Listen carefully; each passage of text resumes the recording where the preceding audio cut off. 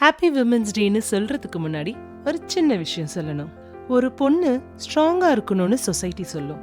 ஆனா அவளுக்கும் பயம் இருக்கும்ல, அவளுக்கும் பிரேக் டவுன் ஆகுற நாள் இருக்கும்ல. ஆனா ஒண்ணு தெரியுமா, அவ திரும்ப எழுந்துடுவா. அவ ஃபேமிலிக்காக, அவ ஃப்ரெண்ட்ஸ்க்காக, அவ கிட்ஸ்க்காக, சில நேரம் அவளுக்கே தெரியாம தனக்காக. அவ சிரிப்புல ஸ்ட்ரென்த் இருக்கு, அவ அமைதியில கரேஜ் இருக்கு, அவளுக்குள்ள ஒரு தைரியம் எப்போதுமே இருக்கு.